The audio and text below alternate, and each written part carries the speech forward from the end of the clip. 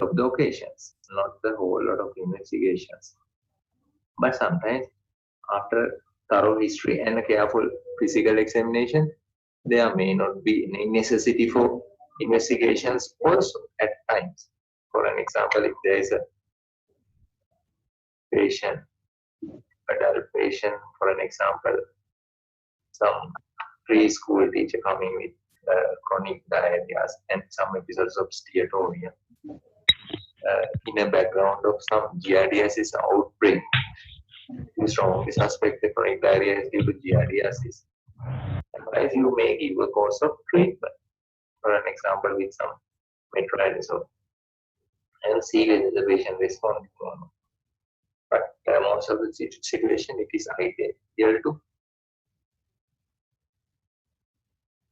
perform few investigations. So, when it comes to investigations, there are blood investigations, stool investigations, and imaging tests, and some endoscopic tests as well. But in certain situations, you may go for some biopsy tests also, usually undertaken via endoscopies. So we'll see what are the situations where stool full report or a stool analysis would be helpful. In stools, we were at the level of osmolar gaps. You can see whether there is any evidence of parasitic infection by detecting some stool parasitic cysts and so on. If there's significant number of pus cells and red cells are in the stool, that indicates an underlying inflammation of the colon, isn't it?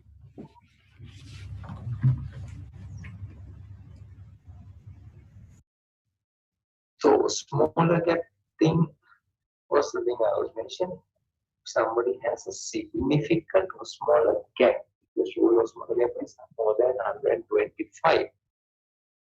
That indicates there is an underlying osmotically active substance in that person's stools, something like magnesium, phosphate, or sulfates. And it may be the case where somebody has excess of carbohydrates, like in the case of lactose intolerance, excess of carbohydrates in the colon, which has not been absorbed in the small bowel. So if there's a significant number of osmotically active substance in the colon, you get a higher stool osmosis.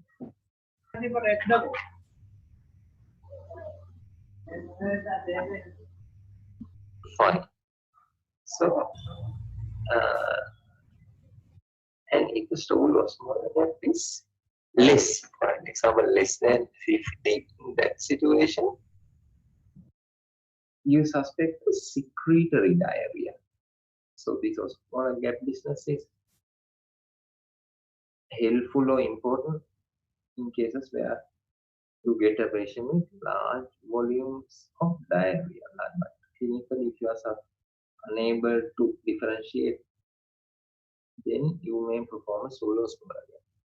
So by performing that, you can differentiate between a secretory or an osmotic diarrhea.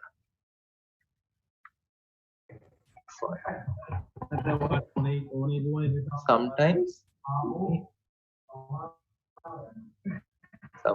you may end up doing stool cultures in certain situations. For an example, sometimes Shigella, Salmonella, and certain other bacteria can be cultured in the stools. And sometimes you may be able to perform antigens in stools. For an example, classical example, this one as Clostridium difficile toxin. You can detect in stools in patients with pseudomembranous colitis. And some proteins, specific proteins like fecal calprotectin. So fecal calprotectin is one of the proteins where you get in patients with inflammatory diarrhea. If you detect fecal calprotectin, favors an inflammatory nature of the diarrhea, that particularly one of the leukocyte-derived proteins which binds zinc, avidly binds zinc. So certain tests you can do in stools, those things may be helpful depending on the history and examination. So sometimes in developed countries, they frequently perform fecal therapeutic, but you can perform it as well. So in the non-endemic area, the inflammatory bowel disease, the incidence is quite low. If you get a fecal therapeutic, you may suspect an underlying inflammatory bowel disease, but it's not confirmatory for that. It's one of the supporting. So after these two investigations, you may go ahead and perform some blood investigations. Something like full blood count would be the useful test in cases where you suspect some degree of malabsorption. Certain micronutrient malabsorption. For an instance, something like iron deficiency in case of celiac disease. You may see low hemoglobin with the low NCV. Sometimes in certain malabsorption syndromes, the patient has folate or vitamin B12 deficiency, you may see a macrocytic anemia. Isn't it? You may see a macrocytic anemia. And sometimes you may see a patient with pancytopenia even if there is hematinic deficiency due to malabsorption, something like folate or vitamin B12. So together with the full blood count, you may perform a blood picture where you see hypochromic microcytic red cells, and sometimes you may see the dimorphic blood film in cases where both folate and iron are deficient. Someone is saying one of the examples would be celiac disease where they are deficient of both iron and folate. So blood picture is also one of those investigations. If you see hypersegmented neutrophils in a blood film, somebody with a chronic diarrhea, what would you suspect? Hypersegmented neutrophils.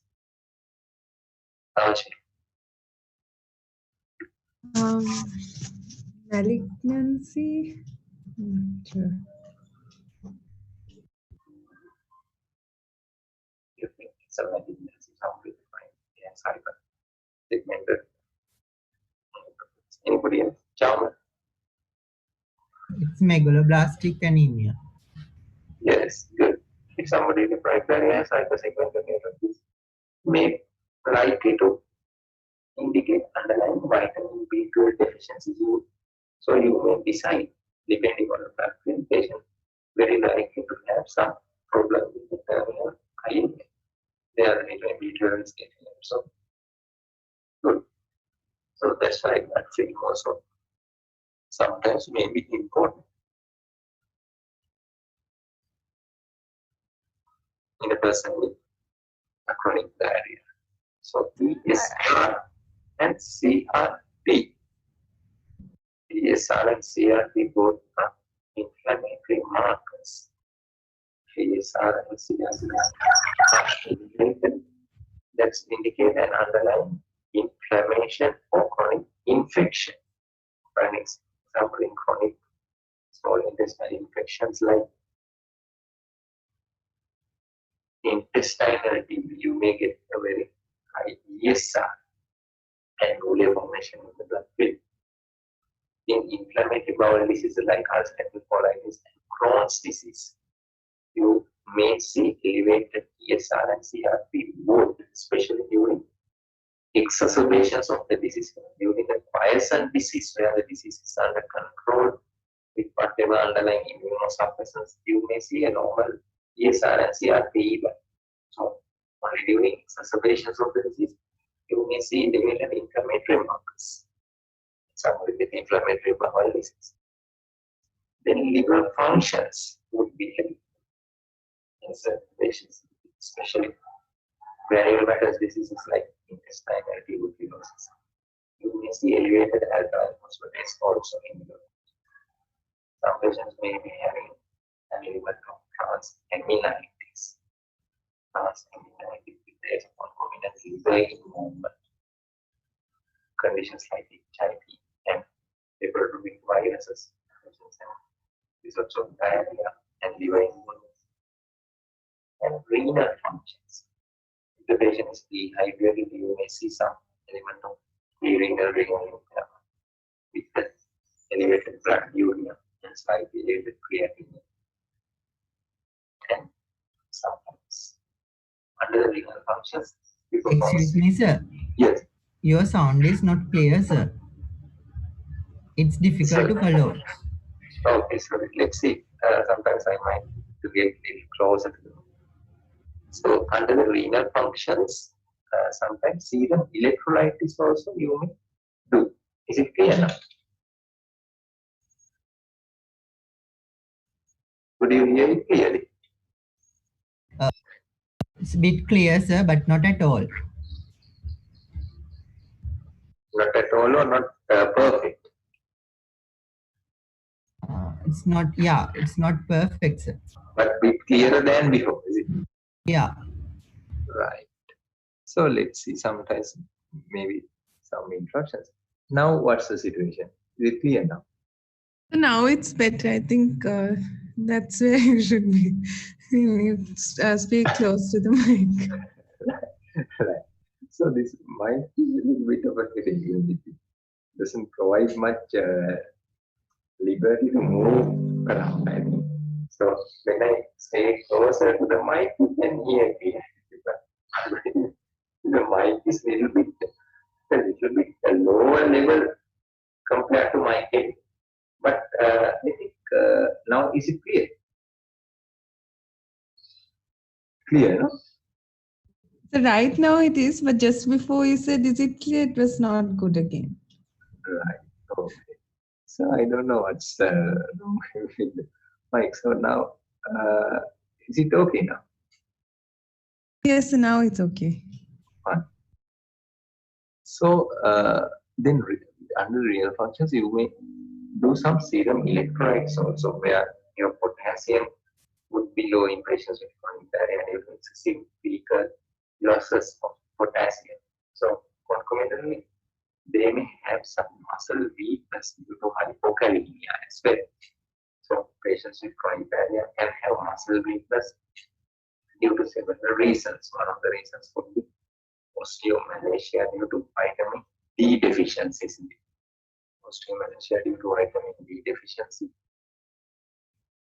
due to malabsorption of fat-soluble vitamins.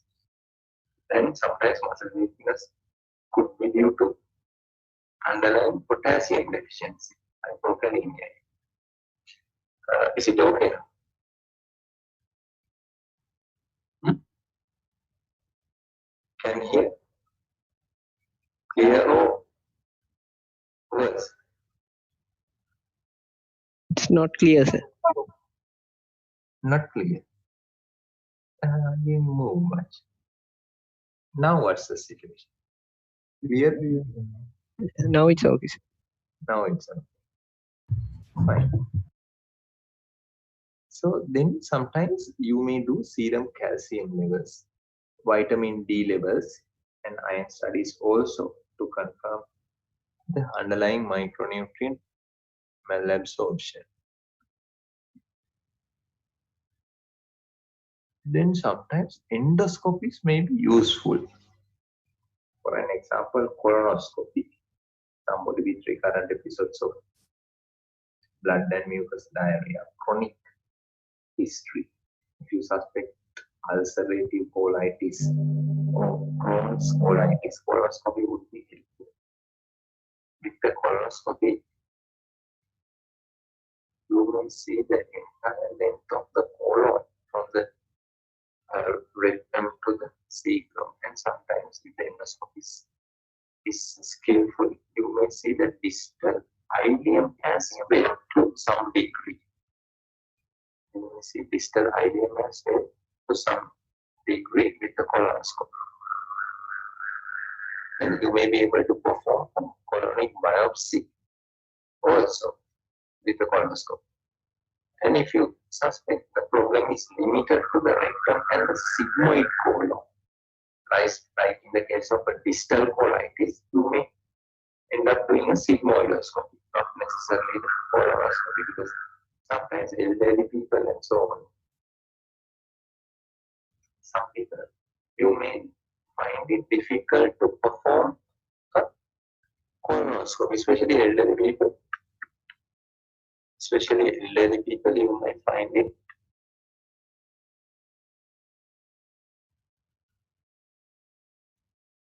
is it clear now? Can you hear?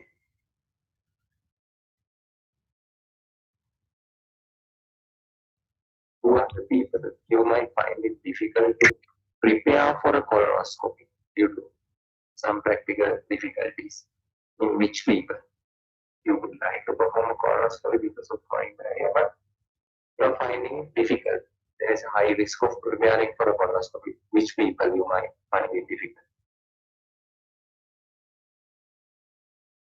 Anyone?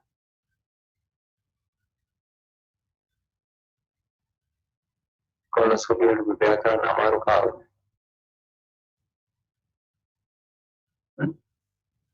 Bed-bound patients.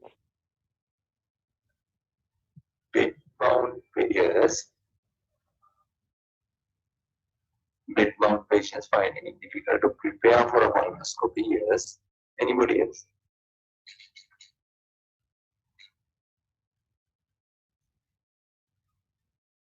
Bed-bound patients, and who are the other patients?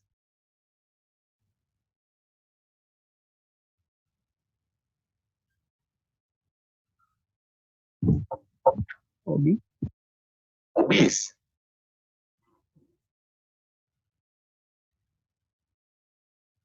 Yeah, what's the problem with obese patients?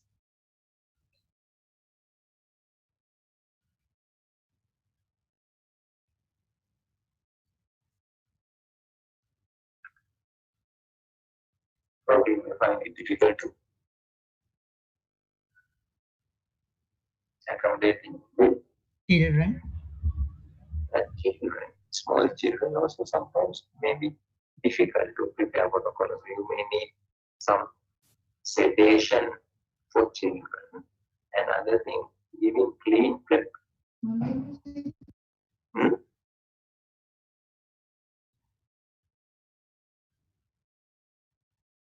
What else you were mentioning about after checking? Giving clean prep may be a bit difficult until the entire colon is cleared of feces, isn't it, in children? They may not comply to your main bowel preparation treatment, isn't it? May not comply to the bowel preparation treatment, and may be finding it difficult technically without sedation to pass the colonoscopy in children. And sometimes elderly people, isn't it? Even if they are compliant, when you do a bowel preparations, they are prone to get dehydration and prerenal AKI with colonoscopic bowel preparation. Prerenal AKI due to dehydration. So you might have to be careful patients who are on diuretics and on other nephrotoxic medications. If they get dehydrated, they can go in. You can easily take them to prerenal AKI, especially. So colonoscopy may not be feasible in some patients. If some patients you are finding it difficult to prepare them. And especially if you are worried of giving some sedation in anxious patients, if they are prone to develop respiratory depression, a bit worried to give some sedation. So you may just end up doing a sigmoidoscopy without extensive bowel preparation. And sigmoidoscopy also helpful things, but only you can visualize the left colon, not the entire colon.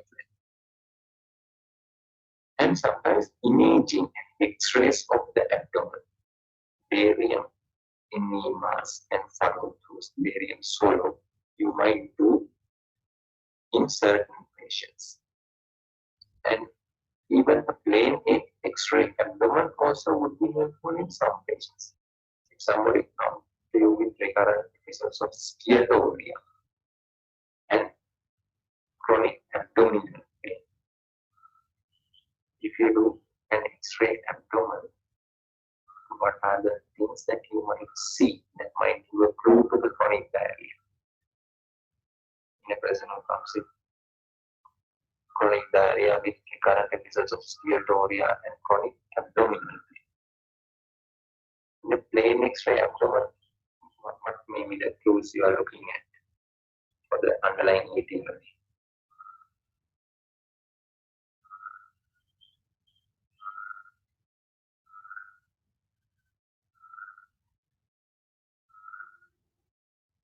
Anyone? Dhanukar? You do a plain X-ray abdomen, what are the things that might suggest an underlying etiology?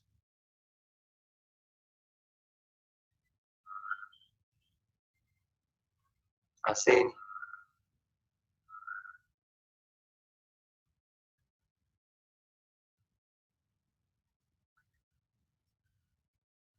if there are some calcifications in the upper abdominal region, what does that indicate? Gallstones. Pancreatitis. Yes, pancreatitis is it. If there are calcifications in the pancreatic area, in the upper abdominal area, you may suspect chronic pancreatitis as the etiology for steatorrhea. In gallstones also you may get some calcifications too, but gallstones is not necessarily cause chronic diarrhea. Polycystectomy, due to overflow of bile, you may get some diarrhea. But if there are gallbladder calcifications and you suspect chronic cholecystitis with the common bile duct stone causing obstructive disease, they may have some steatorrhea. Usually they are not chronic, isn't it? Obstructive disease and CBD stone make it acutely ill with the obstructive disease. But yes, in the case of chronic pancreatitis, you may see pancreatic calcifications. And sometimes you may perform a CT abdomen in somebody who suspect small intestinal lymphomas to see the extent of small bowel involvement and mesenteric lymphadenopathy. But again, in cases of intestinal bleeding, you might end up doing CT abdomen to see the extent of bowel involvement and some mesenteric calcifications and lymph nodes. So these investigations are tailor-made, not just blanket investigations in everybody, depending on the history and examination of investigations. So far, anything you really understand so far?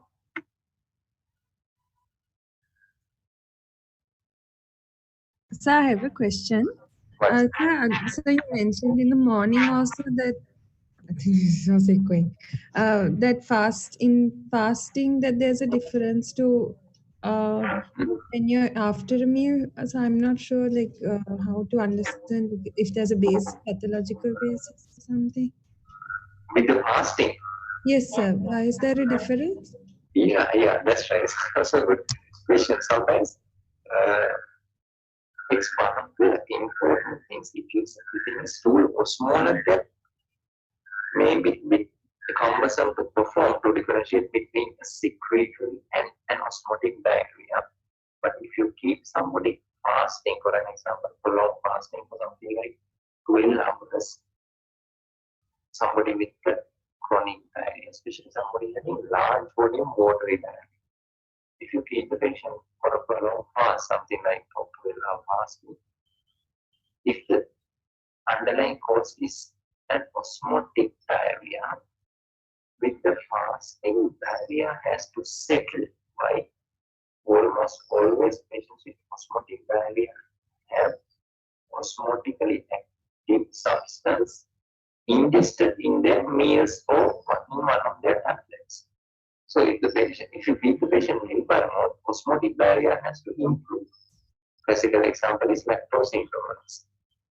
By keep the patient fasting, you stop that person taking lactose. Then diarrhea has to improve.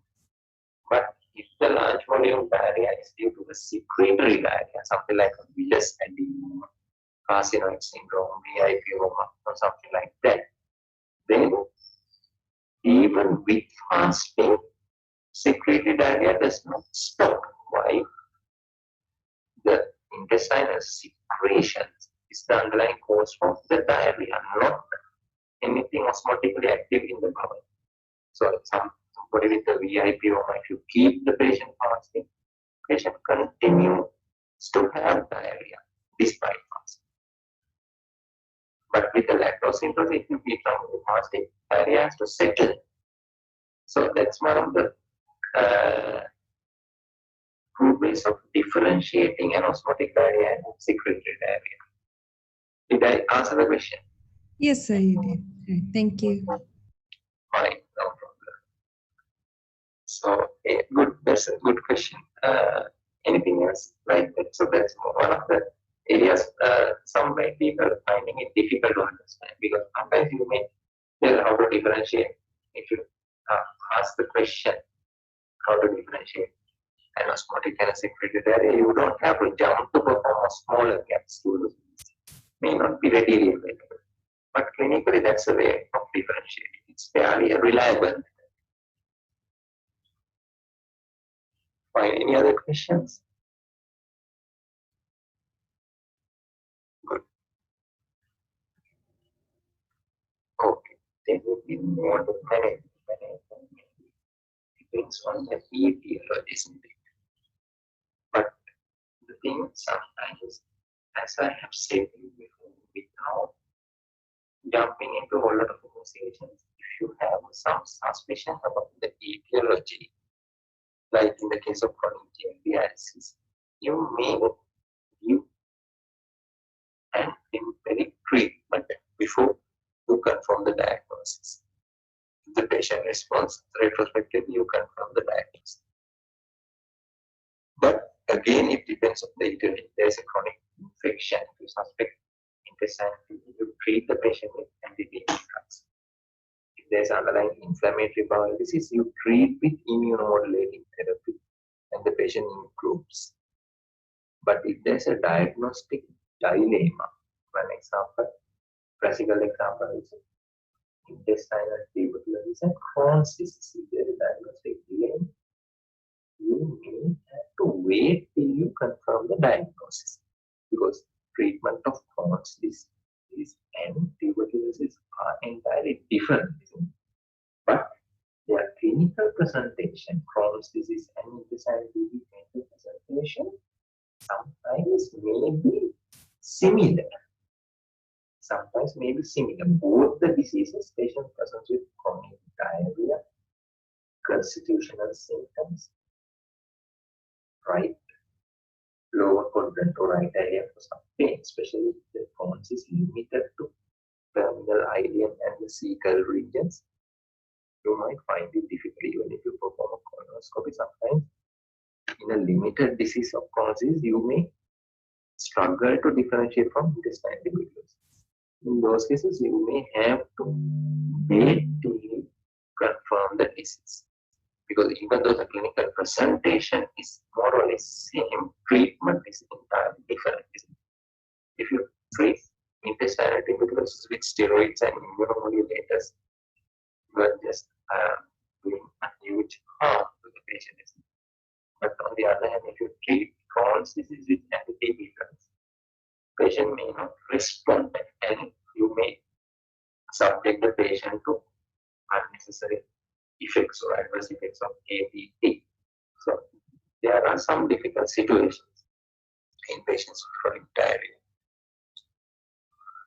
Right.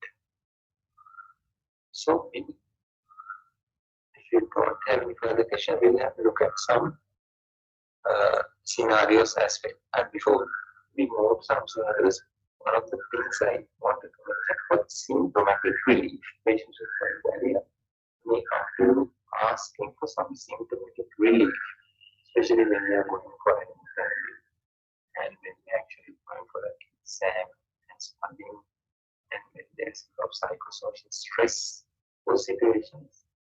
temporarily you will give some antispasmodic treatment. And in patients, you are targeting palliative care. In patients with intestinal lymphomas and disseminated malignancies coming with diarrhea, you may target a palliative approach. In those situations, you may give those patients some antispasmodic treatments to control diarrhea, things like loperamide and anticholinergic agents.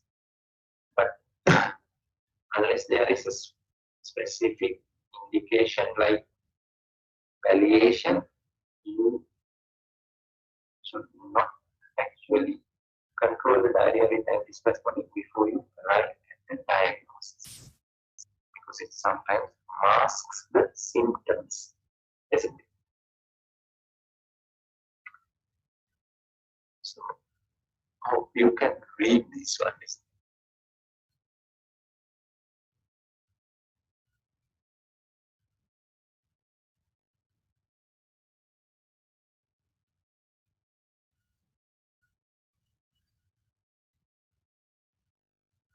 is the case scenario one. So, what do you think? Let's see what you think about the scenario here.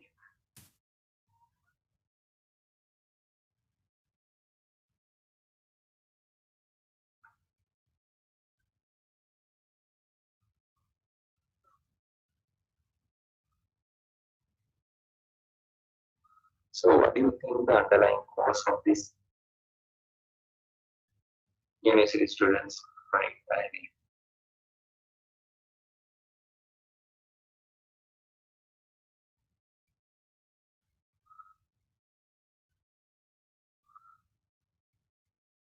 No hesitation with the duration of symptoms going on for 6 months. So, it has to be chronic diarrhea. Those two is going on for 6 months. And but she seems to be having recurrent episodes of low abdominal pain related to inflammation. So, what do you think might be going on before you perform any investigations?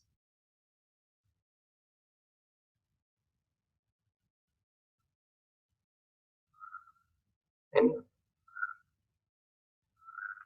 Can be due to stress. I think it's due to stress, is it? So, what do you call that?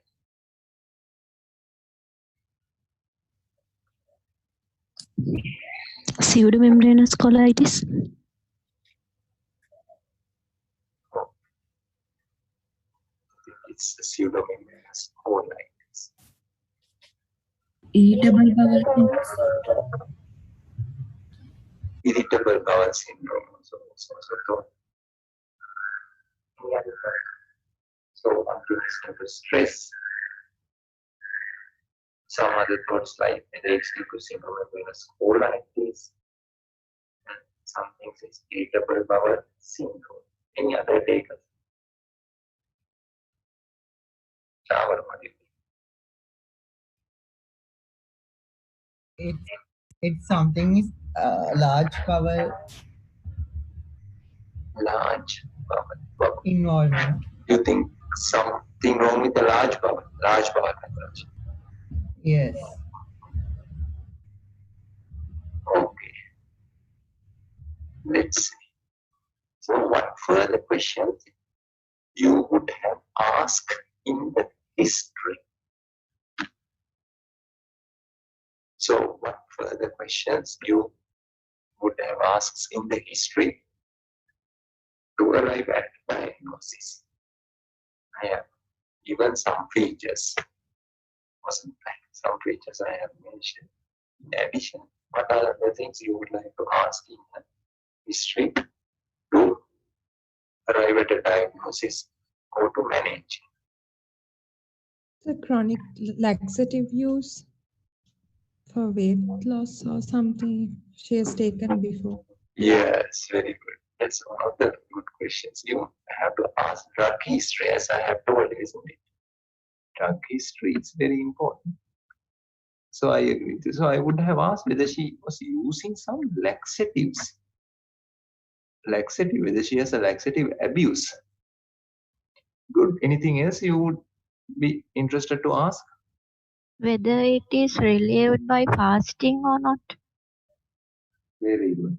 That's exactly one of the questions I am really interested to ask. Whether it is relieved with fasting. Whether it's relieved with fasting. Good. But there is some clue in the history. Whether to find out whether it was relieved with fasting or possibly. What was the clue in the history? She was not woken up at night with closed doors. That means she is not having secretory diarrhea. Good. Very good. So, very good. So that's the fact that she was not woken up at night. Or she did not have nocturnal diarrhea during. So you might have to stress and ask whether she hasn't had any episodes at night during the last 6 months. So if she hasn't had any secretory diarrhea, it's less likely, isn't it? In the absence of nocturnal diarrhea. So that gives a clue that during fasting this seems to be settling, isn't it? Good. But you may have to ask for the question whether it's relieved by fasting in other times. Good. So laxative and relieved by fasting. Good. Any other things you are interested to ask?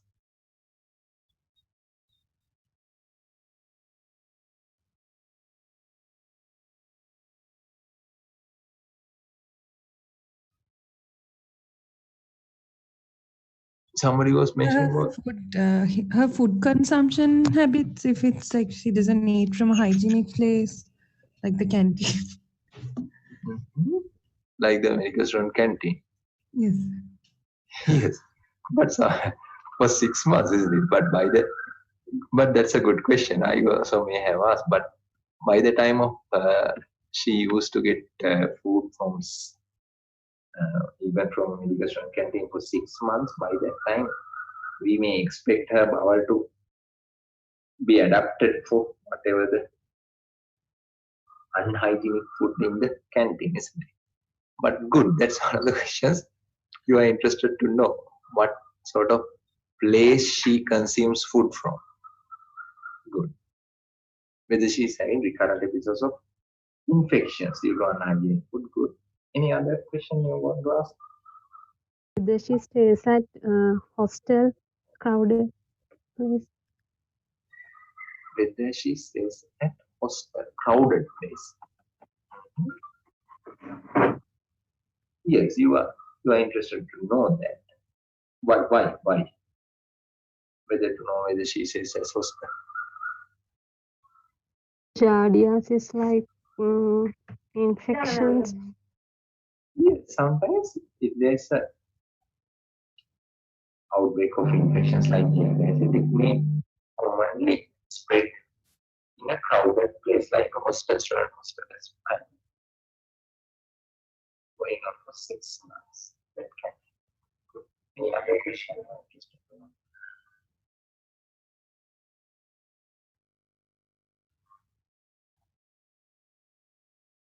Family history of same condition. Yes. You are interested to know that one of the things as a significant family history. Yes. Anything else?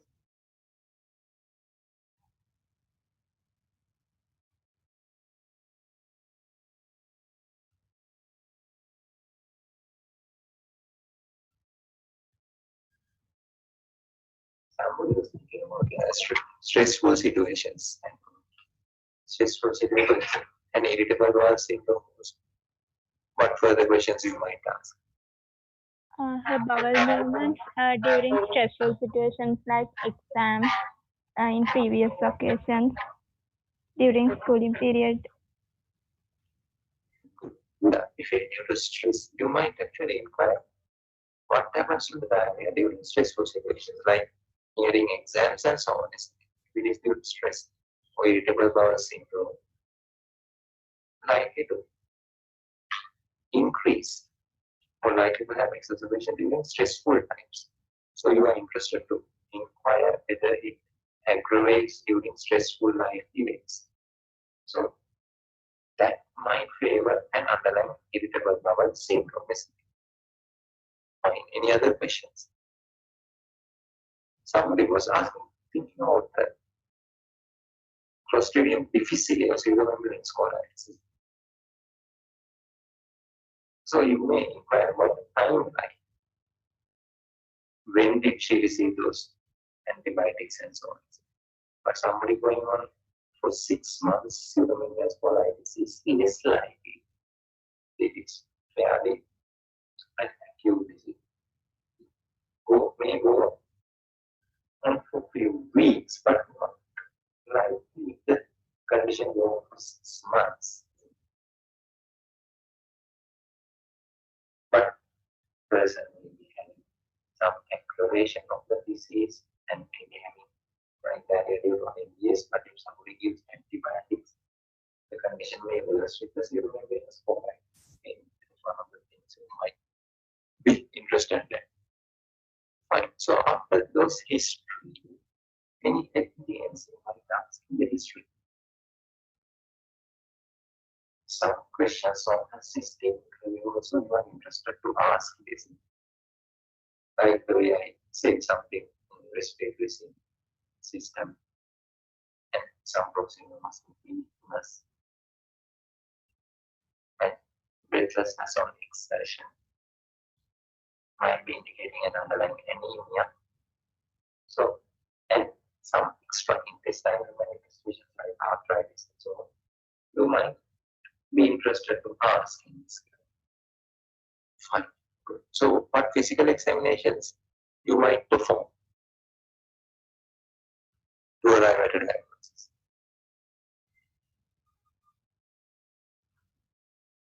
Again, since the thing is going on for 6 months, you may do a thorough physical general examination, isn't it? Thorough general examination followed by an abdominal examination and digital X-ray examination even, and see whether there are any abnormal findings that might take you to an underlying organic disease. But given the history, it's less likely to be an organic disease, isn't it?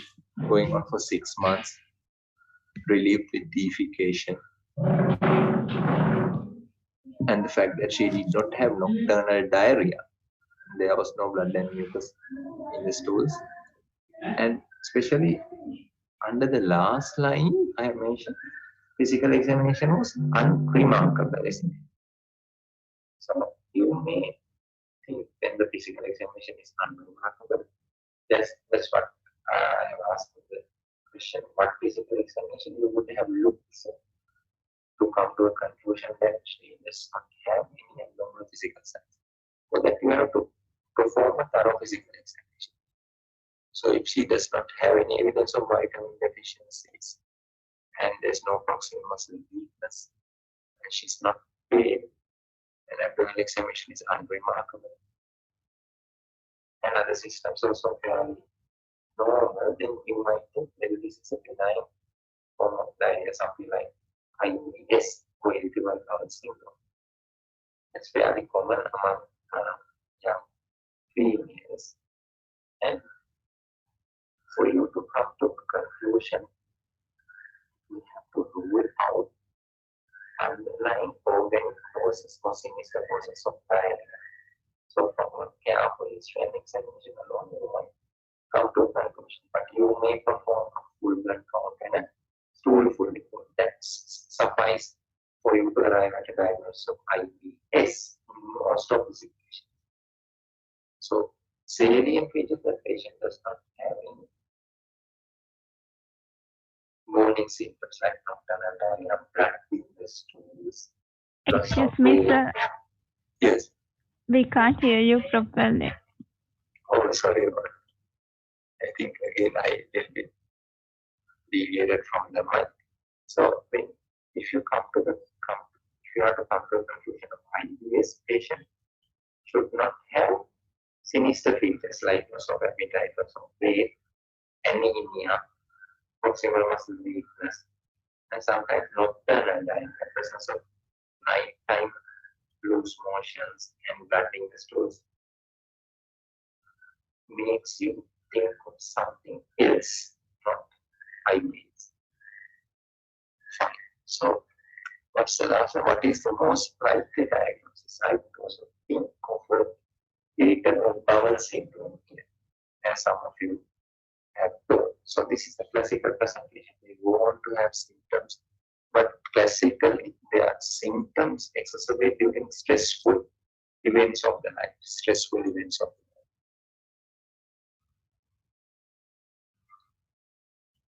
the life. Fine. But did you say the diagnosis was that part wasn't clear?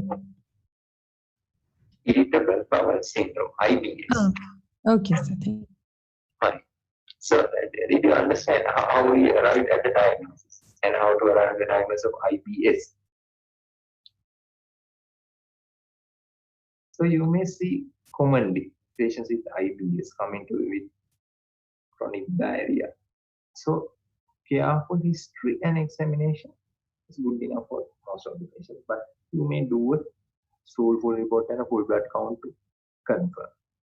And when it comes to IBS, there is, having said about chronic diarrhea, there is an entity called constipation predominant IBS as well. Most of the patients would have episodes of diarrhea precipitated with stressful life events, but some may have constipation predominant variant of the disease, IBS. But it's not an uncommon disease, fairly common disease in the society.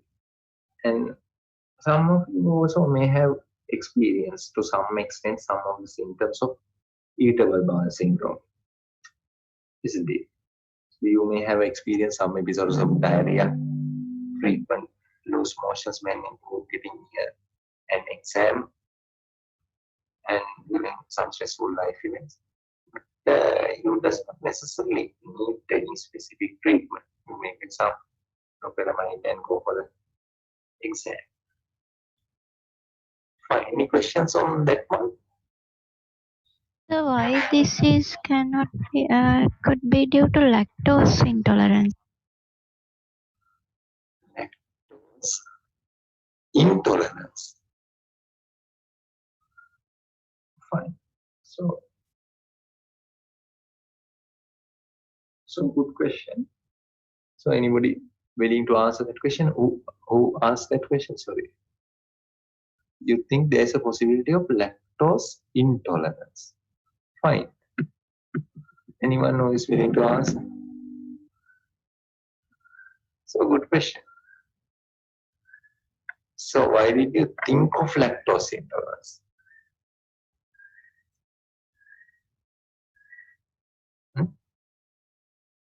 Because it's an osmotic diarrhea, and usually we all are consuming milk, so that could be a possibility by having acquired lactase deficiency, and that might be the reason of giving rise to all these symptoms. And yeah, that's one of the things you may suspect.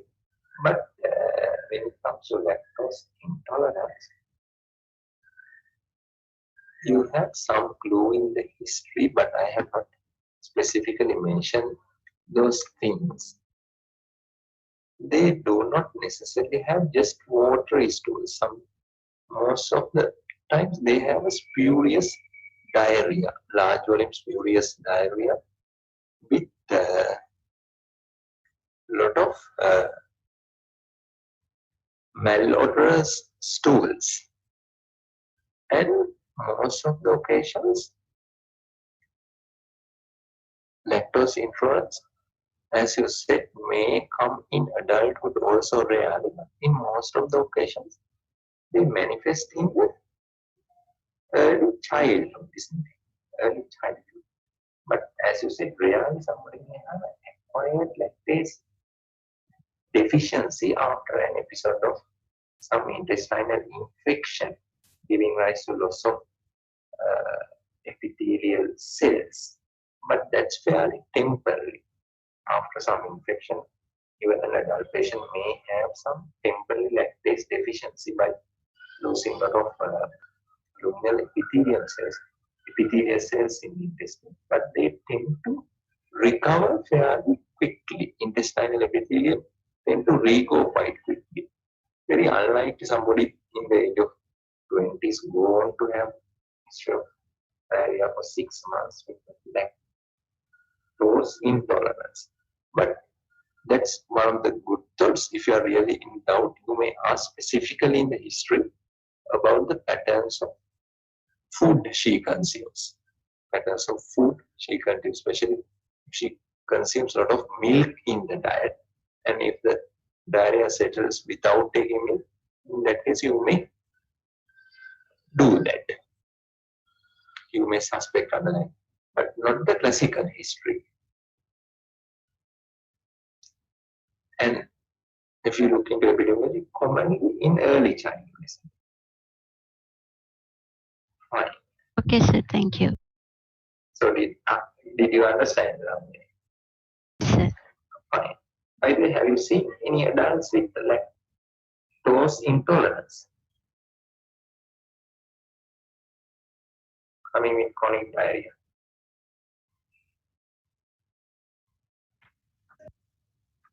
And I'm not seeing one, but I just thought that this could be a lactose intolerance cause. yeah, that's a good question. Yeah, that's a good one, because I have seen patients in that lactose intolerance. That's why I asked because whether you have seen it, because there are patients, but it's quite rare. I have seen few patients, but diarrhea tend not to go for 6 months. Usually relieves after few weeks. Even though it's rare, they are there. But that's maybe but quite temporary. So that's a good. Any other question? Fine. So that's a good thought. But you have to be quite sure that very unlikely to be a secretory diarrhea. But and you thought you have to question always whether this can be some osmotic diarrhea, some organic disease before coming to a conclusion of the IBS. Come to the conclusion of IBS or irritable bowel syndrome. So the next one, let's see.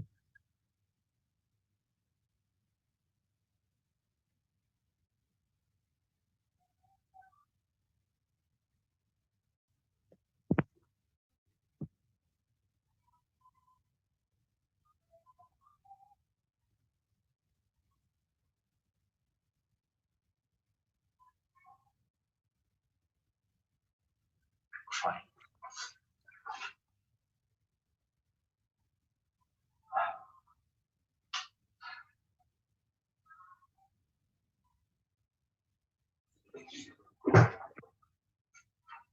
Fine. So have you read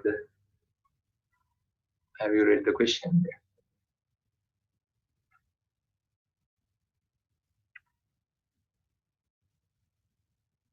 Somebody with a chronic diarrhea going on for 5 months with constituent symptoms.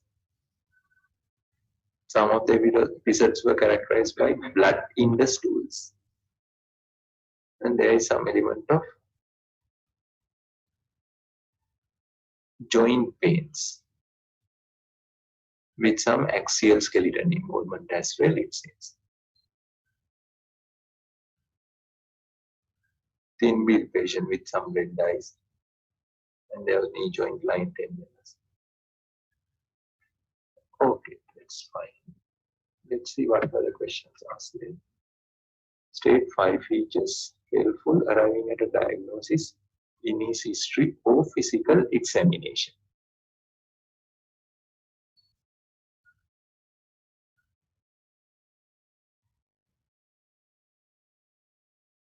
What 5 features would you take into consideration for you to arrive at a diagnosis here? Anyone?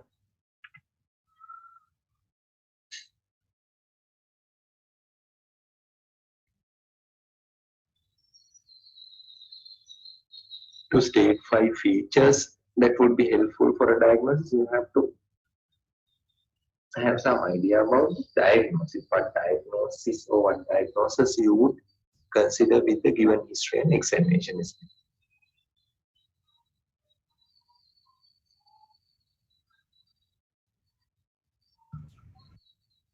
So what are the features that would be helpful in the history or examination for you to arrive at a diagnosis here?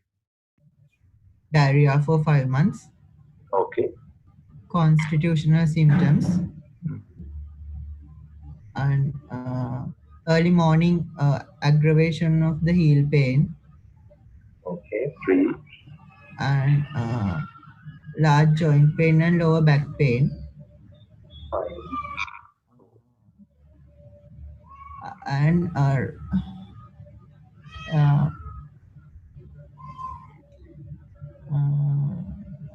right knee joint line tenderness.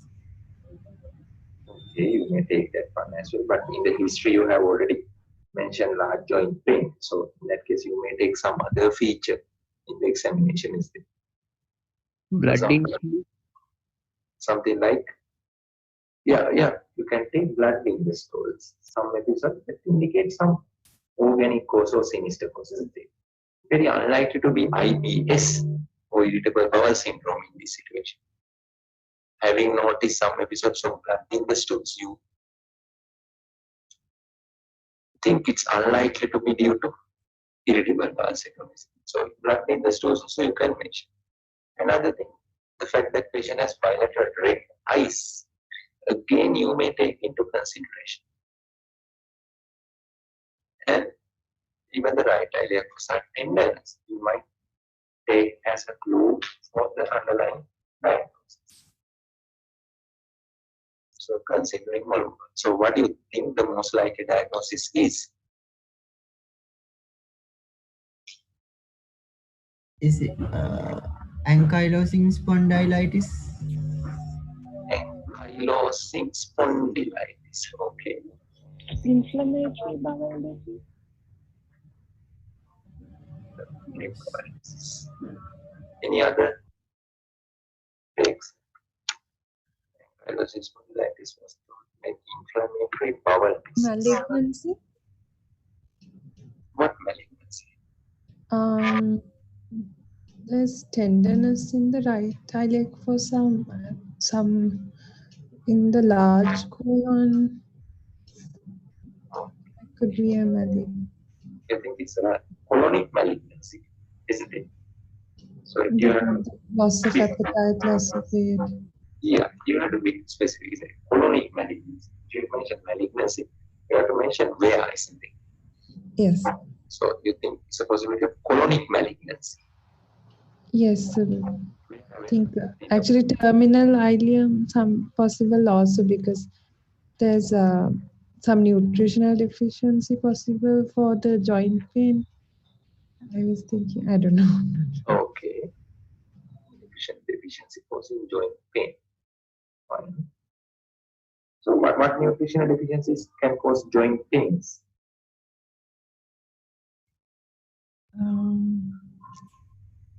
Don't know. The most are absorbed in the terminal line is even vitamin D. Yeah, vitamin D, in fact, it can cause proximal muscle pain and some proximal muscle weakness. But patient might come to you and say, I have aches and pains here and there.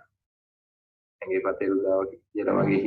you have to actually analyze in detail what does it mean by aches and pains here and there.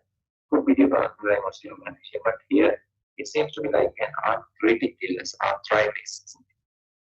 Mainly pain is confined to joints, so may not necessarily be due to vitamin D deficiency, but again, aches and pains, if somebody complains, there may be an underlying osteomalacia due to vitamin D deficiency, you are correct.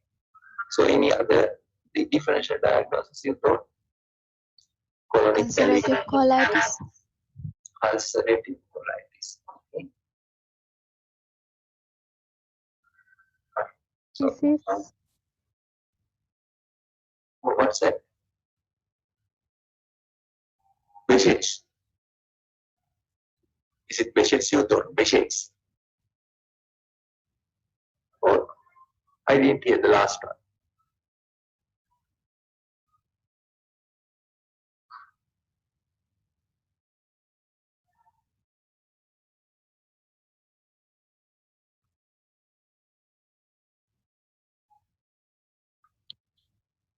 So can it be an infection causing reactive arthritis? Infection causing reactive arthritis. So good. So that could be one of the differential diagnoses. Somebody with a chronic GI infection with some reactive arthritis. So good thought. Any other thoughts?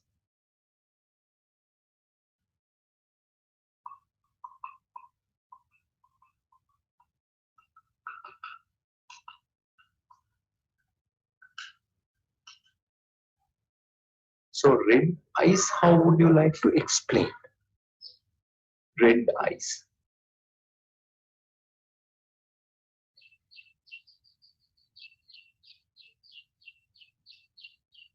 In a given case history, sometimes you may have to look for some hard signs, hard features that actually may take you to consider some of the diagnosis strongly. Some of the diagnosis you consider strong can be strongly suspected due to those features. Those are called hard signs or hard features. So the information given in this history takes you away, definitely takes you away from irritable bowel syndrome. The fact that patient has loss of weight, blood in the stools. If you write IBS or irritable bowel syndrome as a differential diagnosis, definitely you are out. So that's not the diagnosis that takes you away from IBS already. But if it is not IBS, this definitely has to be an organic one. So what organic disease would explain most of the features in the history very well. That's the question you have to answer. You have to take into several things into consideration for you to arrive at that conclusion. Fine, let's see. So if all the things we have considered, there is some relevance. Fine. So one of the things you will have to consider is age and the duration of diarrhea as well, isn't it? Age and the duration of diarrhea as well. Fine. Let's see. So 5 features you can manage, I think it's correct. Most likely diagnosis and 2 differential diagnoses. That's the little bit of the trickiest area in this question. Most of you will manage first question without much hesitation because there are hard features given in the history that indicate an underlying sinister diagnosis or an organic diagnosis. And very unlikely to be IBS. So you can manage 5 features, most of you. Then B and C questions. What is the most likely diagnosis? And 2 differential. Most of you will give 2 differential diagnoses as well. But for the most likely diagnosis, sometimes things might change, isn't it? So all the things you have mentioned are correct as differential diagnosis. Reactive arthritis with chronic GI infection, inflammatory bowel disease, ulcerative colitis, one has mentioned ankylosing spondylitis. Ankylosing spondylitis mainly the feature is spondyloarthropathy, spondyloarthropathy. They may have some anterior uveitis also causing red eyes, but predominant manifestation is spondyloarthropathy. Pain in the axial skeleton, pain in the spine, mainly the cervical spine involvement in the ankylosing spondylitis, and large joint arthritis. And they may develop enthesopathy causing plantar fasciitis, but predominant involvement in ankylosing spondylitis is in the cervical spine or C-spine, not the lower back. They may have lower backache also due to sacroiliitis. And diarrhea also may be seen in some of the patients, but predominant manifestation is the spondyloarthropathy, not the diarrhea with blood in the stools. And one of you thought the possibility of a colonic malignancy, you mentioned something like that. Right-sided colonic malignancy because of the right eye fossa tenderness, cecal carcinoma, or right-sided colonic malignancy may be relevant. as a differential diagnosis.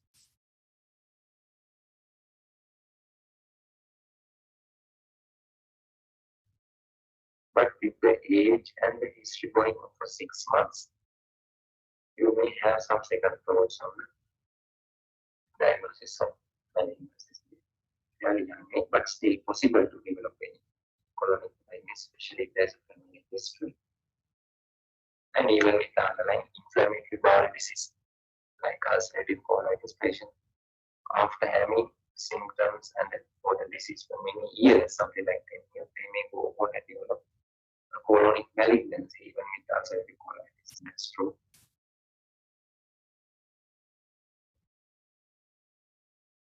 But features like bilateral red eyes, large joint arthritis, chronic abdominal pain with the chronic diarrhea and tenderness on RIF, several episodes of blood in the stools.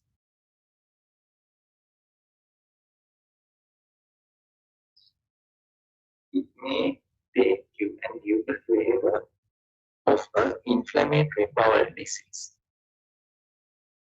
Commonly Crohn's disease, isn't it? Compared to ulcerative colitis. In ulcerative colitis, rather than some of the episodes, most of the episodes, they have blood in the stools with ulcerative colitis. And red eyes could be due to underlying uveitis, scleritis, or scleritis. And any other diagnosis you might consider as a differential diagnosis, you would really come up with one of the differential diagnoses I was expecting. That's fine. The doctor thought possibility of a reactive arthritis. Reactive. Usually reactive arthritis occurs following any infection, not necessarily GI infection, maybe urinary tract infection, urethritis, urinary tract, some cystitis or some upper urinary tract infections. Commonly, gastroenteritis. Following an episode of gastroenteritis, patient may go on to have some large joint arthritis. They may have some element of conjunctivitis, but history usually does not go for many months with the later. Usually settles within few weeks. That's the usual natural history. And if somebody considers the possibility of microbacterial infection in small intestinal tuberculosis, is it wrong as a BD?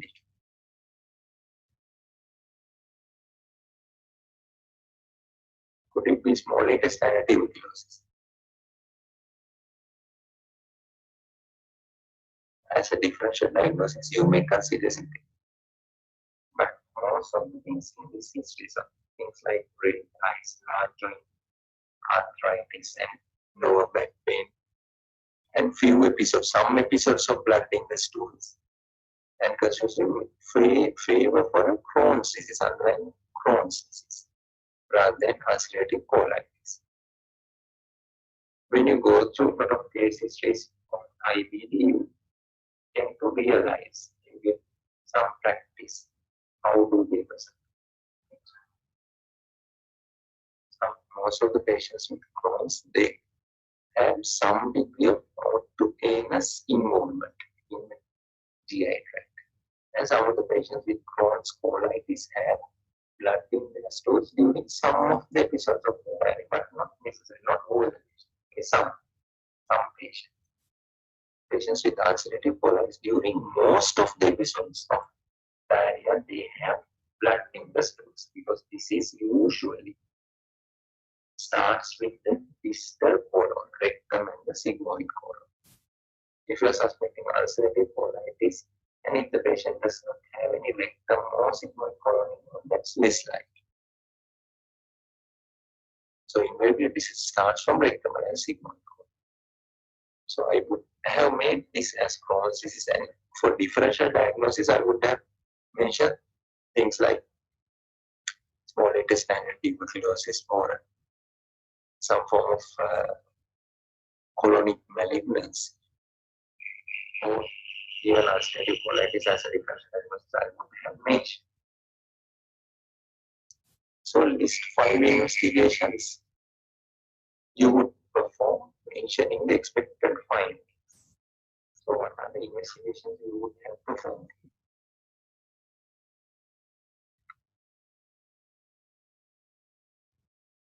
What the investigations you would have performed? Stoolful report. Stoolful report.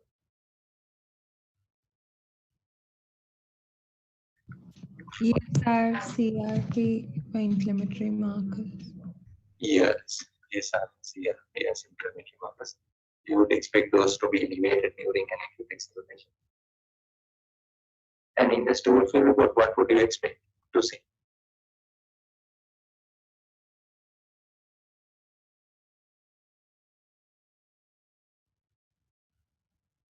What you would have seen in the stoolful report?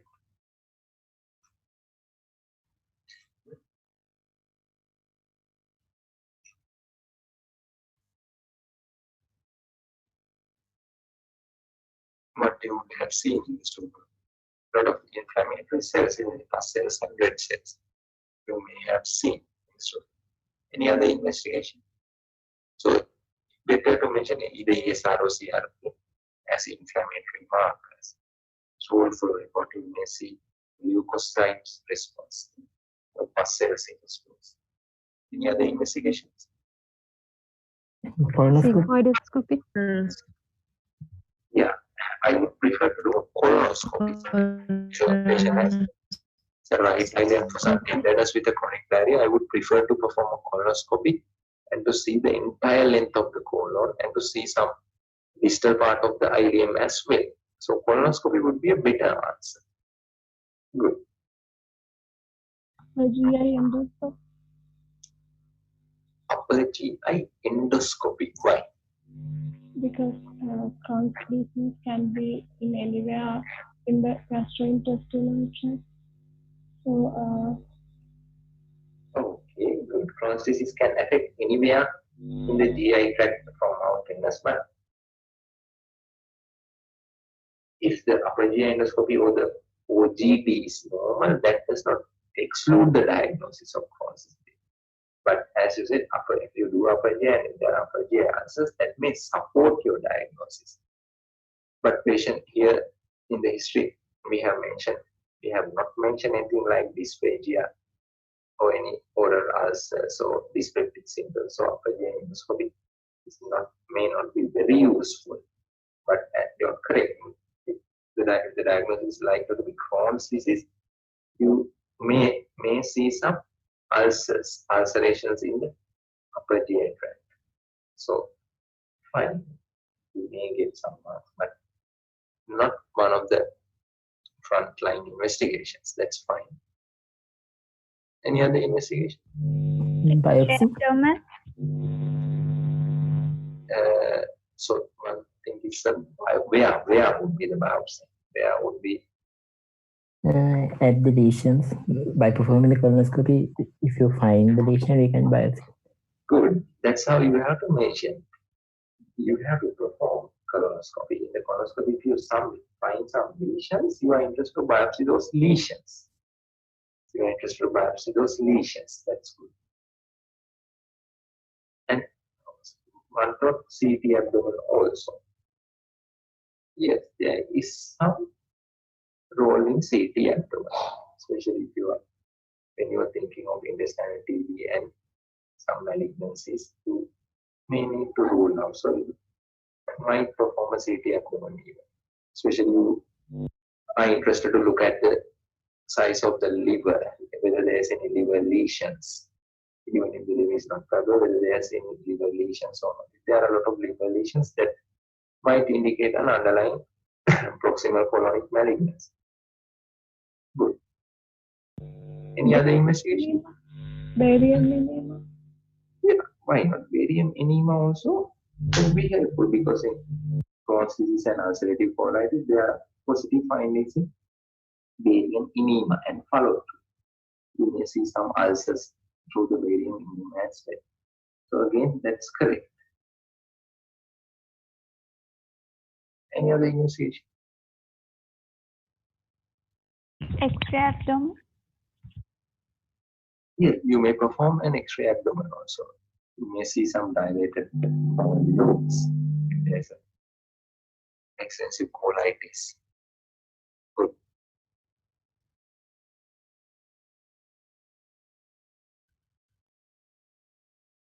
Even if something like fecal can protect it, they are okay. If that is positive, that confirms an underlying inflammatory nature for the diarrhea.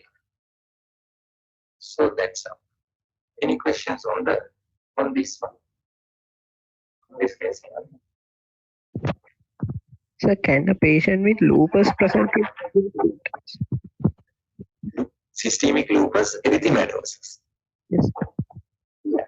In patients with lupus, there are some patients who have bowel lupus gut. So you may read what are the gut manifestations or GI manifestations of lupus. Some patients, not most, some of the patients, minority of patients may have some gut involvement, lupus gut, called as lupus. Due to mesenteric vasculitis, they may have episodes of diarrhea and all. But it's not a very common system to involve in, not a very common system. And they may not have large joint arthritis and axial skeletal involvement, as mentioned. Predominantly, they have small joint involvement.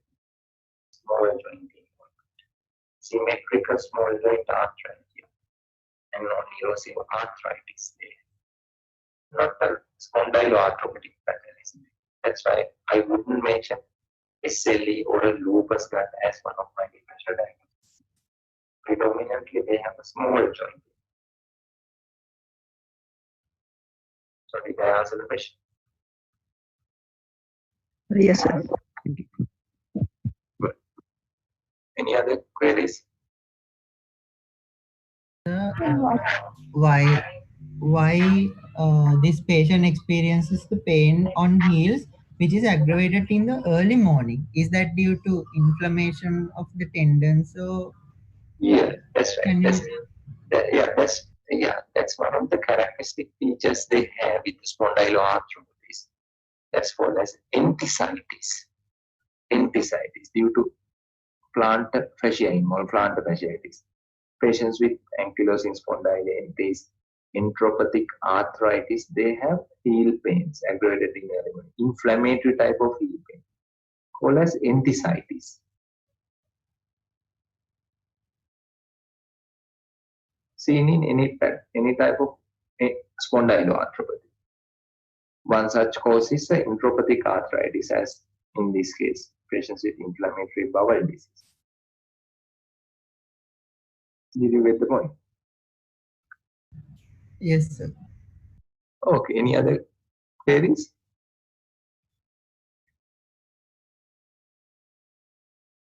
So good.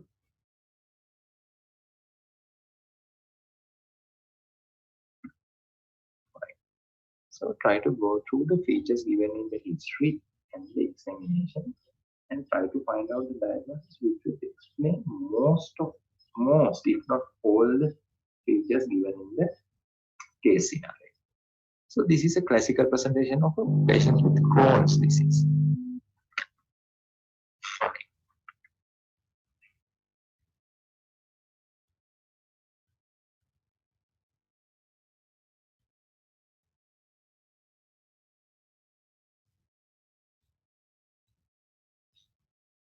For the diagnosis, if you want to be more specific or to complete the diagnosis, you would have mentioned that Crohn's disease with enteropathic arthritis and uveitis or scleritis can be included in your diagnosis. But you would be interested to include those things also in your diagnosis. This one, let's see.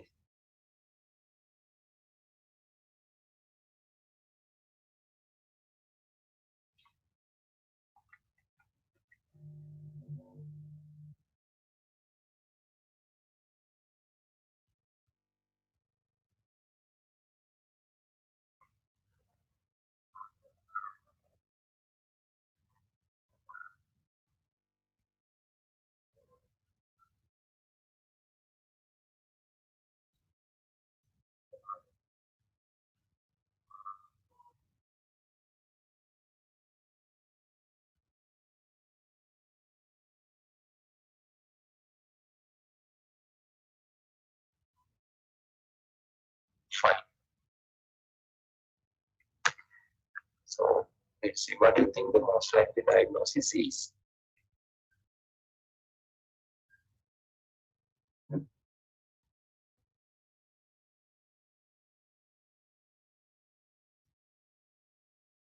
Rashi, what do you think?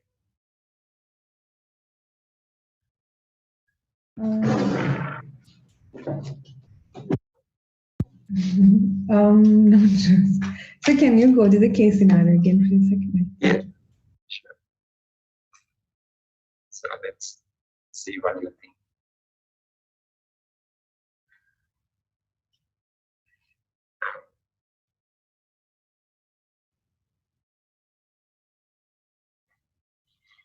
So BNM, blood and mucus in his stools. Blood and mucus in his stools for 6 months.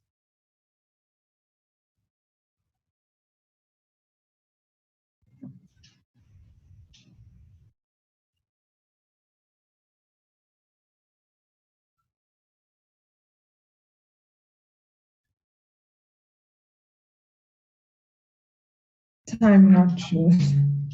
Fine. Anyone? Lahir?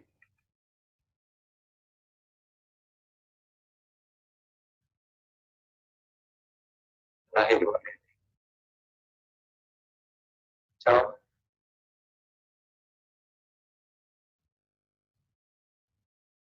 Danuka?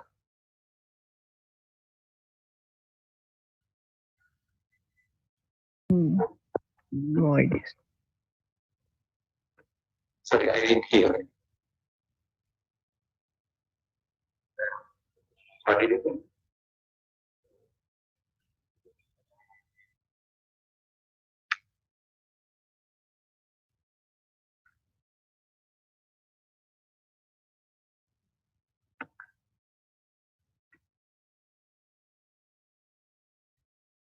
Danunga? Oh, Danunga, what do you think? Inflammatory bowel disease. Fine. Any other thing? Ultimate. So I think it's an inflammatory bowel disease. Can it be as a colonic malignancy or a polyposis syndrome?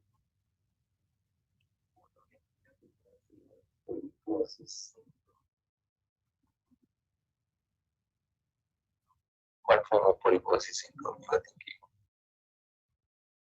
Patient's age is something like 64.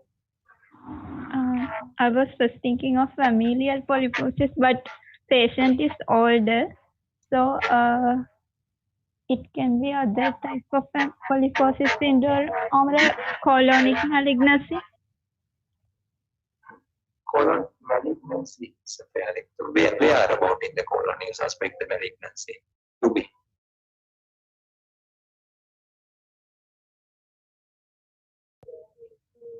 Ulcerative colitis. Okay, ulcerative colitis. Any other thoughts? Where about in the colon you thought malignancy would be? When you mention malignancy, better to try to mention a location of the malignancy. Where? Including proximal ileum, colon, and cecum and proximal. Cecal and proximal colon. Usually, cecal and proximal colonic malignancies can present rarely with the blood and mucus. Current blood and mucus diarrhea, but predominantly right-sided colonic malignancies presents with both fatigue and features of iron deficiency anemia due to chronic blood loss, chronic occult blood loss in the cecal and ascending colonic series. Less likely to be present with frequent episodes of blood and mucus diarrhea. But predominantly, if you are thinking of malignancy, you would be interested to think of the distal colonic malignancy, rectal or a sigmoidal colonic malignancy. Somebody to present with the recurrent blood and mucus diarrhea. But how would you explain fever? Fever of 3 days. Any patient with a malignancy may develop fever, but presentation seems to be fairly acute. This admission, fever for 3 days with the blood and mucus diarrhea. But interestingly, the episodes go on for 6 months, chronic diarrhea. And patient seems to have had 7 episodes of those doses over the last 24 hour duration. And on examination, patient seems to be tachycardic. Tachycardic with some bilateral infection, fistula, acute severe of ulcerative colitis. Okay. One thought this is Shigella, one thought is acute severe ulcerative colitis. Okay. Shigella infection is fairly acute, isn't it? Fairly acute. This patient seems to be having a disease which goes on for 6 months with the acute exacerbation. But if you think of something like Shigella, it produces a dysentery, very unlikely to go on for 6 months. But if you think about dual barrel, somebody has some other intestinal disease, but this admission could be due to some dysentery, then Shigella is okay. But flavor of this case, patient seems to be having a disease was going on for 6 months with an acute exacerbation of the original disease. So, episodes of blood and mucus diarrhea, this time having a fairly significant episode going on for 3 days with fever and 7 episodes. So, I also would think of underlying ulcerative colitis, late onset ulcerative colitis. In inflammatory bowel diseases, either ulcerative colitis or Crohn's disease, there are 2 peaks of the disease. One occur in fairly early in the life, teenage and 20s and 30s. The second peak would be in the elderly age group, 60s and 70s. So this would be a late onset of ulcerative colitis, I would consider, with a fairly acute relapse or acute exacerbation of the disease. So when we look at whether it was a severe disease, for it to be severe disease, there are some features that have to be there. Usually, patient with a severe disease, they have 10 or more episodes of blood and mucus in the source of bloody diarrhea, 10 or more episodes. But fairly reasonable to think whether this is severe episode, why patient was tachycardic. So patient with severe exacerbation, they are tachycardic, hypotensive, and they have usually 10 or more episodes of bloody diarrhea. But even if you think this is a possibility of ulcerative colitis, there may or may not be an underlying malignancy. Usually, patients with ulcerative colitis go on for several years before they develop a colonic malignancy. The risk especially increase when they have the disease going on for 10 years. It's fine. So, I would have thought of a possibility of an ulcerative colitis here with the acute exacerbation. Fine.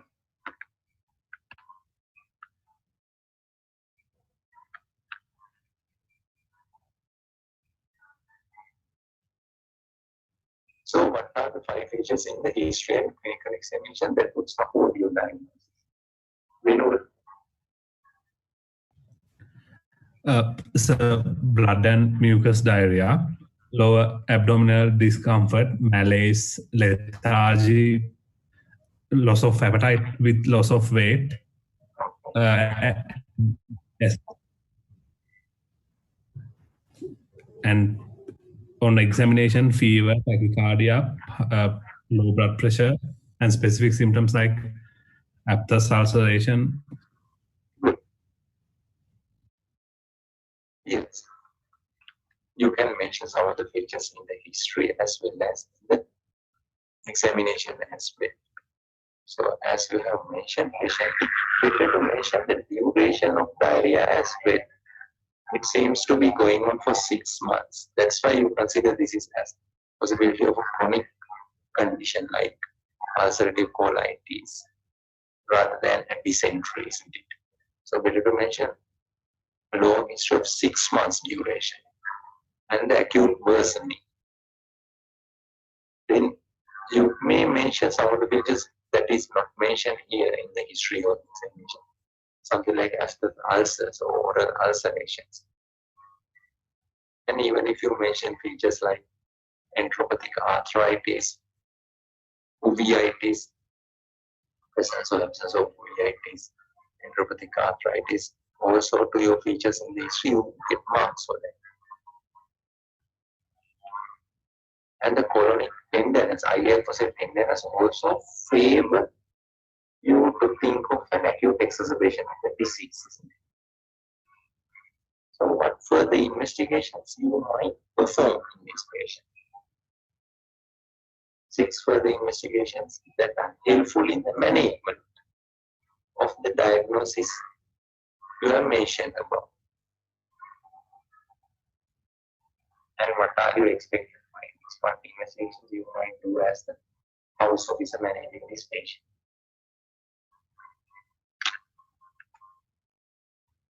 What are the investigations? What investigations you might do?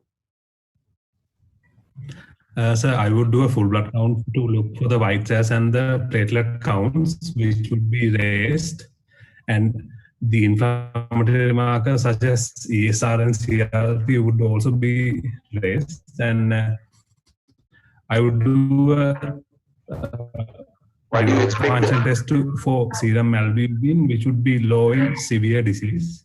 And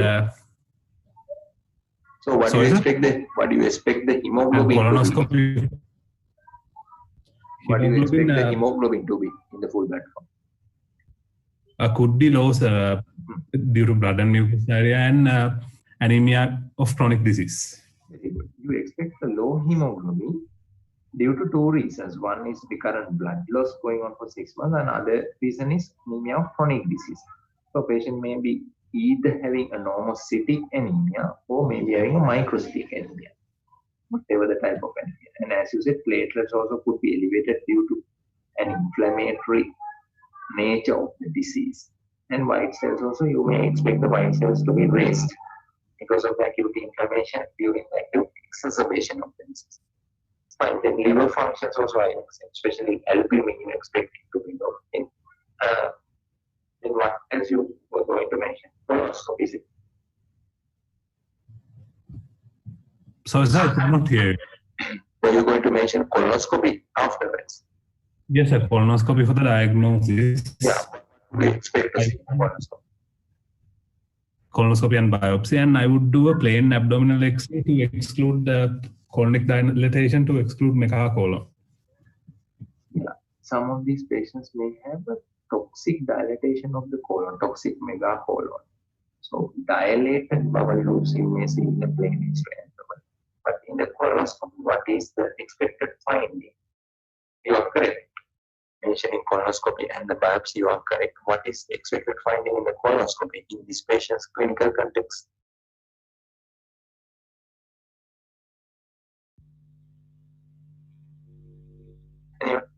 Anyone? Abscesses. You may not see in the macroscopic view, isn't it? Macroscopic view you may not see in the colonic view. But anything else you might see when you do the colonoscopy? Mucosal ulcers. Yeah, exactly. Mucosal, extensive mucosal ulceration, isn't it?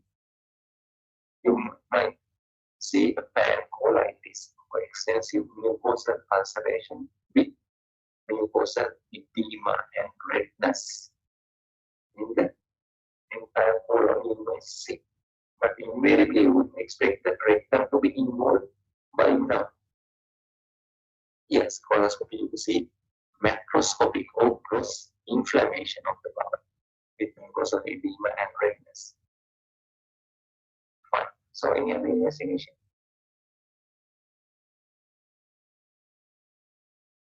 we can do P and to differentiate from Crohn's disease. So where would you expect P and K to be positive? P and K would be positive in ulcerative colitis and usually negative in Crohn's disease. So even if you mention P and K as one of the follow-up investigations, that's correct.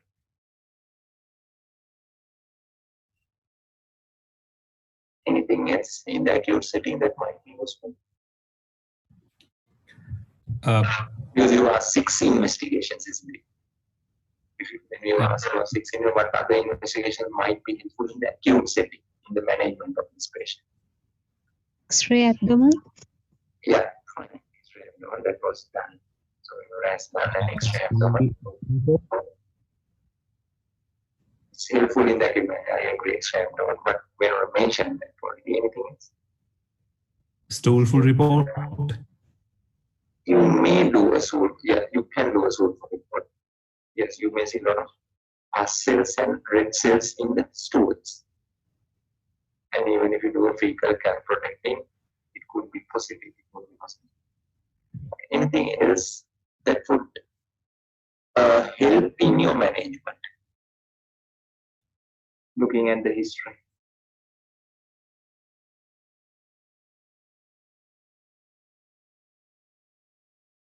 Serum electrolytes? Good. Yes. You would be doing serum electrolytes, indeed, serum creatinine, blood urea, and electrolytes. You won't be able to manage without performing renal functions, this patient is, because renal impairment is one of the complications of the disease. You would expect here.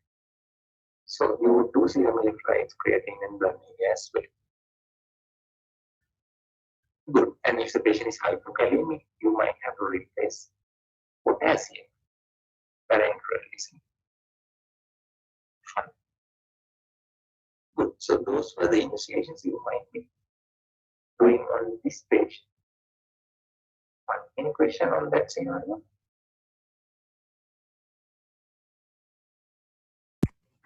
Yes, sir. Fine. So why this patient is having bilateral iliac fossa pain? Bilateral iliac fossa pain. Yes. Yeah, good question. So what do you think, Venuran? You like to give an answer? Why do you think he has bilateral iliac fossa pain? In fact, what I mentioned, he has bilateral iliac fossa tendon, but pain.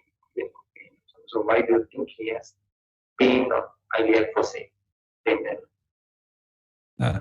Due to the extensive inflammation and edema, stretching the. Yes, patient may be having right iliac fossa pain and tendons, maybe left iliac fossa pain and tendons, maybe both iliac fossa pain and tendons with the ulcerative colitis due to inflammation of the colon or colitis. Colitis affecting the cecum and the sigmoid colon region. That's the reason they have tenderness on iliac fossa. Did I answer the question?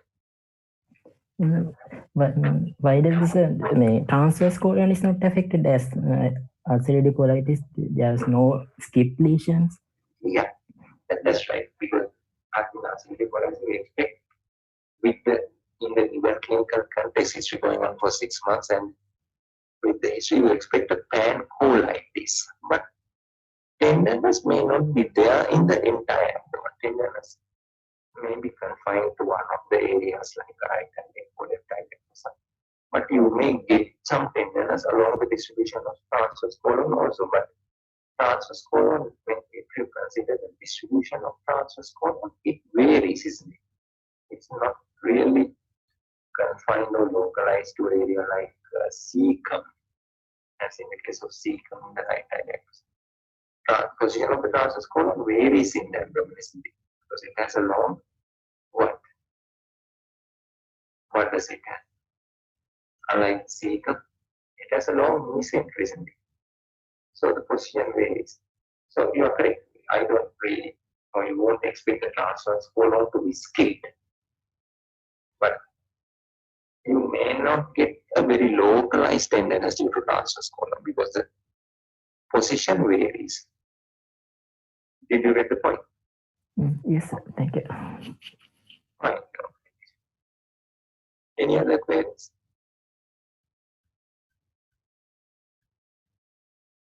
So what's P and K test? Sorry, you repeat the question. So what's the P and K test? Yeah, that's one of the things actually when we wanted to do, but maybe helpful in the long term. P and K and C. Actually, NK refers to NT, neutrophilic cytoplasmic antibodies. NK, P and K. P means perinuclear, and there is another test called C and K also. C means cytoplasmic. P means perinuclear. Because in inflammatory bowel disease, some believe not only in ulcerative colitis but also in Crohn's disease, P and K sometimes can be positive. If somebody has a positive NK test, positive P and K test, somebody with a chronic diarrhea has a positive P and K, you suspect underlying inflammatory bowel disease. May not be confirmatory, may not be confirmatory. There are some serum antibody tests you can do that may indicate underlying inflammatory bowel disease. So P and K and C and K commonly performed in small vessel vasculitis like Wegener's granulomatosis. And what are the small vessel vasculitis where the P and C and K can be positive? Things like Wegener's granulomatosis or granulomatosis with polyangiitis, the new nomenclature. Commonly performed in small vessel vasculitis, Church-Ross syndrome, Wegener's, those are things, and microscopic polyarthritis. Microscopic polyangiitis, those are things where you usually perform NCAS. But even in inflammatory bowel disease, somebody with chronic diarrhea, you get a positive P and K test, you suspect underlying inflammatory bowel disease. Another antibody you can perform in blood is ASCA. ACA, anti-Saccharomyces cerevisiae antibody. So ASCA also sometimes may be positive in patients with ulcerative colitis. Those are a bit expensive tests, but those are available if you are really interested to do. But may not be in hospital sector. The private sector, they are available. You can do if you are really interested to do.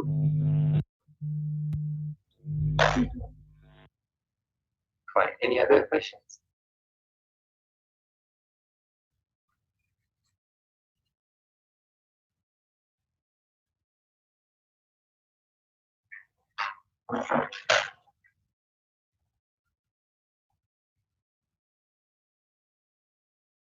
Fine. So did I answer the question? Yes. Fine. You can read something around P and K and C and K. So anti-neutrophilic cytoplasmic antibodies, P and C and K, commonly performed in small vessel vasculitis. Sometimes you may be questioned on some of the MCQs, but not commonly performed in inflammatory bowel disease. Thank you. Fine. So if you don't have any further questions, we can wind up the session. But one of the things you can do actually now, since we have discussed the questions, try to write the answers for these and try to email me. Then together, some of you have emailed the answers for the cirrhosis questions also. Together with the answers for cirrhosis, we can discuss for the answers for these questions of chronic diarrhea as well. And if you had any questions, any MCQ, since you are getting ready for this any paper, if you have any MCQ structured essay in the past questions, if you had any queries or clarifications to be done, then email those questions also. then we can discuss on a later date. Okay, so then shall we wind up? Sir, I just have a suggestion, sir, because the audio is not so good. Some couldn't follow the lecture and had to leave, and some issues like that. So maybe next time, can you try the audio part from your phone and maybe show the lecture from your computer? Because even now, I think you hear me the same way we hear you, a bit distorted. So what was your suggestion for that? If you either use earphones with the proper mic, or you can just maybe do the the audio with the mute off from your phone, and sorry, and then you can continue to screen share from your laptop or your computers. I think that just by using the phone microphone. yes, I think that, or a earphone microphone, I think that might be better. Might be better. So fine. So I will try to do that next time. Okay. So one of the problems I have is actually in the phone. There is a problem with going through the LAN zone. Usually somewhat the Zoom crowd, but my phone does not usually accommodate LAN zone, probably because of some capacity issue. But I will try to do that next time. Fine. Any other suggestion you want to make? Good. Okay. Thank you for that. So we'll try that. And actually, it would be easier for me as well. Yes, sir. Fine. So anything else? No, sir. That's Okay. Okay, then shall we wind up? So we'll do like that. If you can email the answers, we'll try to discuss on a later date when we have some free time. okay, sir. Okay, right. Thank you. Thank you, sir. Thank you so much. Yes, sir. Thank you, sir. Thank you. Thank you, sir.